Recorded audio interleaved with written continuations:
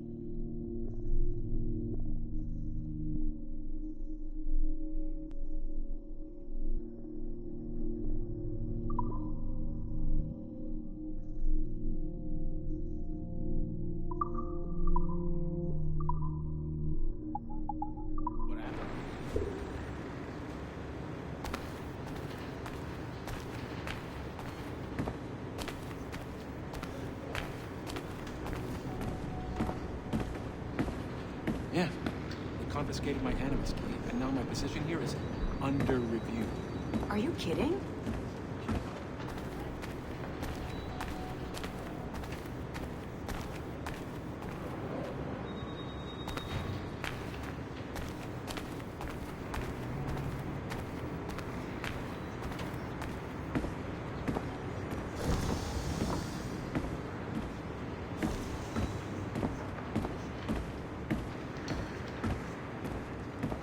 Researching a pirate, not a dull, dreary, pre-romantic poet. This...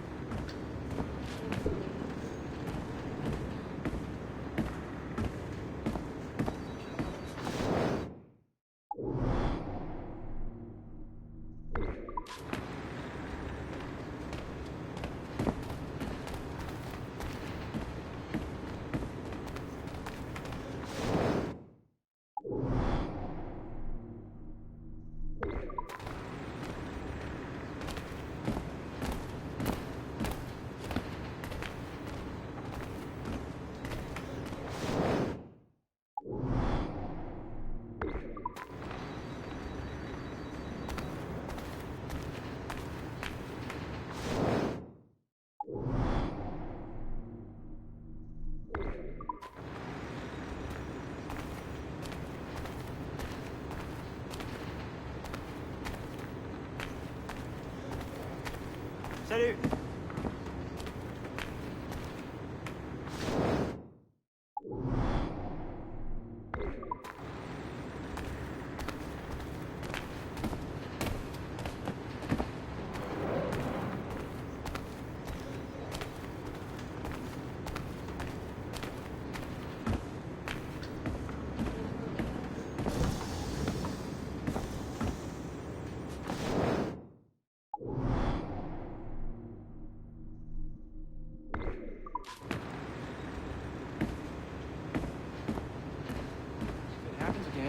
Have a word with Melanie and see if it needs checking out.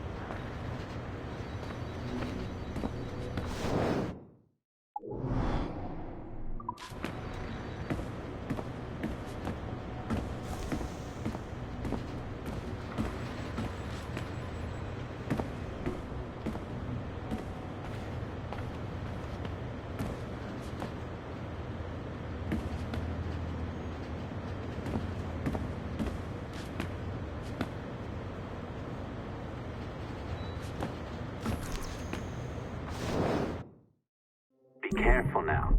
As the data moves, there are security programs constantly monitoring the data flow. You need to sneak past them, or they will destroy your data and send it back home.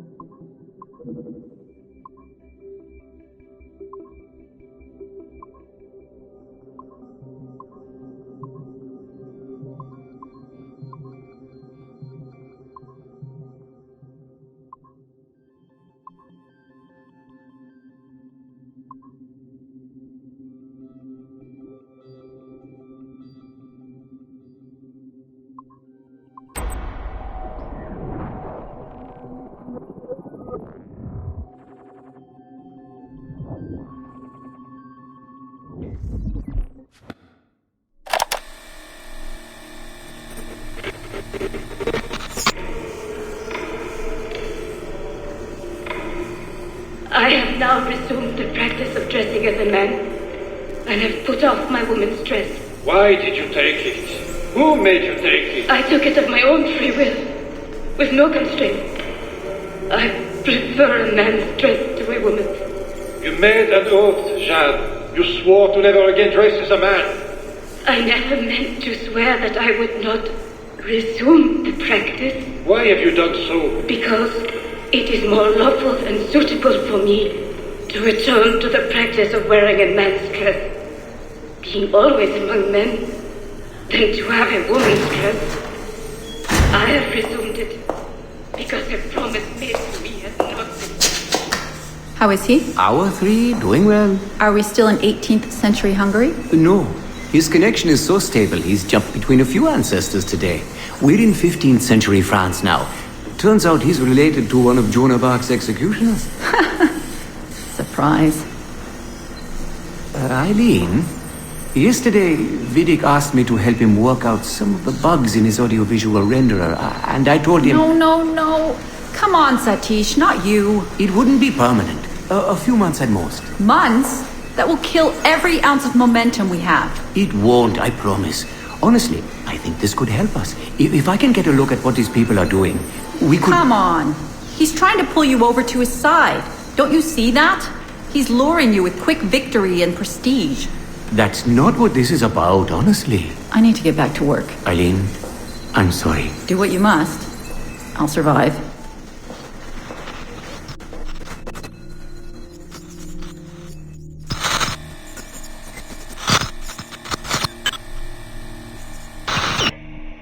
Surrogate Initiative, Test Session 32, April 2nd, 1981.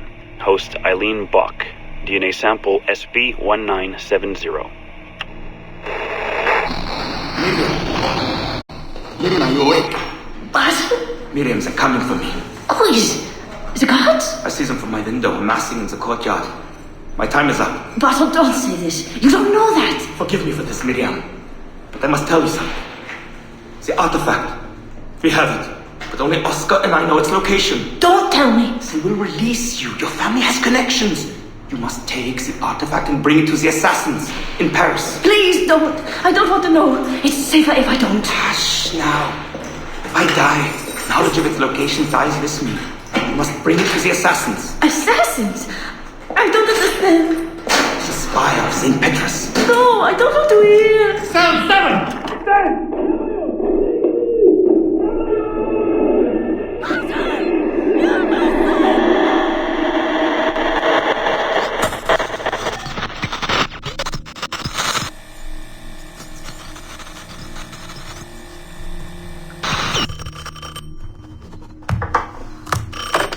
Hello? Eileen, hi. It's Carl. Carl, I know it's you. Sorry, you just sound exhausted.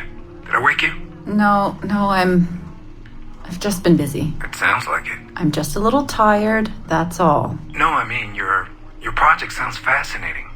Your colleague, Dr. Warren Vidic, he called me recently and he told me what you've been up to. He what? Warren?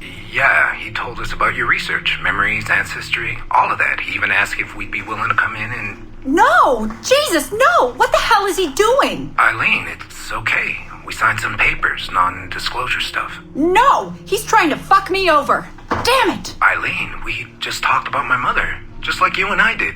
World War II. That's all. It's the artifact. The what? Carl, if he calls you again, you tell him you work through me, okay? That's it.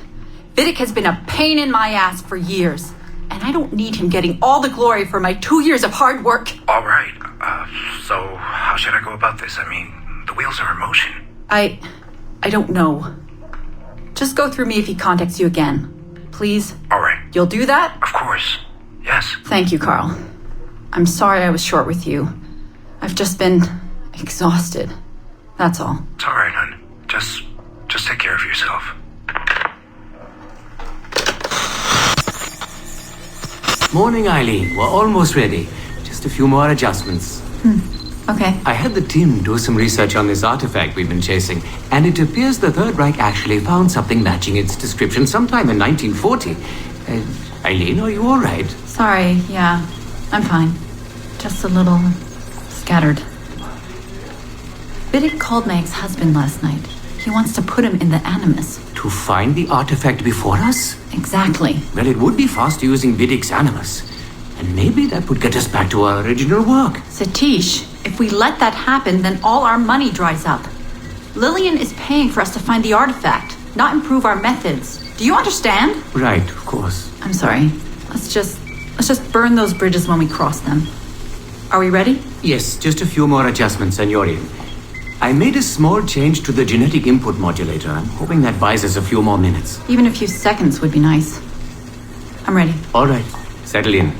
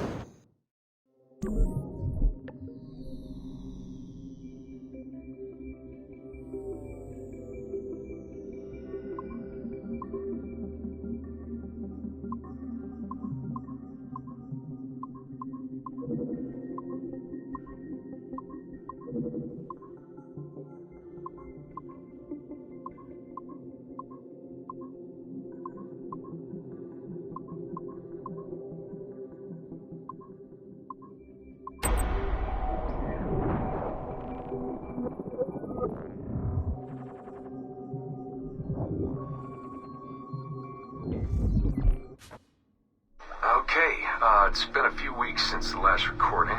Sorry about that. Of course, I guess it's just a few seconds for you. I'll leap down the playlist. Anyway, I was talking about Clay.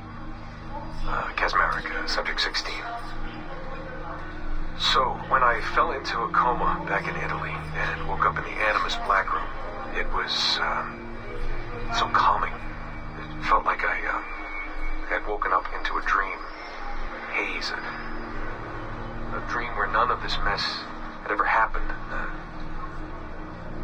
Felt like I should just be getting ready for another day of pouring drinks at bad weather and another day of complaining about being between girlfriends and wondering what the hell to do with myself.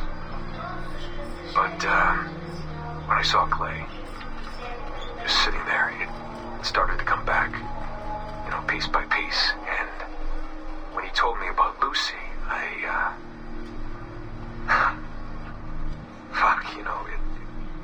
it hurt. Realizing that I killed her without thinking or feeling anything. Not at the time, anyway. Well, then things just kept piling on. There were more memories of Ezio and Altair and the First Civilization. And then, right before he vanished, Clay passed on his memories to me. He showed me everything he had seen and lived through, and it was brief, but overwhelming. Not really sure how to explain. He saw glimpses of Adam and Eve and their escape from slavery. He saw the beginning and the end of the war between the first Civ and humans.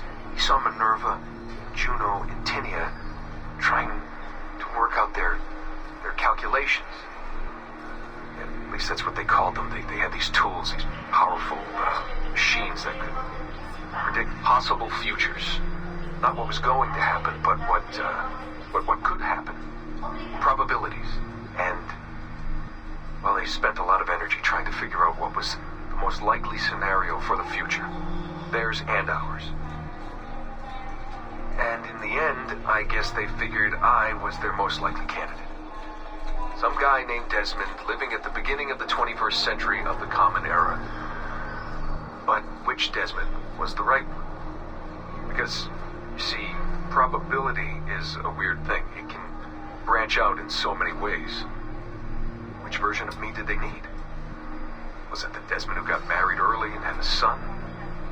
One who stayed single in New York? Or was it the Desmond who moved to San Francisco to be a waiter? Maybe it was the Desmond who worked at an auto body shop in Chicago, or maybe it was the me who never ran away from his parents in the first place. First Civ had countless variations to choose from, but in the end, the lucky one was me. I'm the Desmond their best calculations spit out.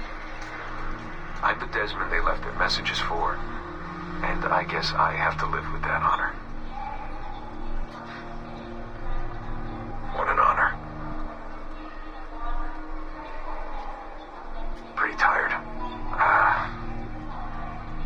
There'll be more later. Ciao.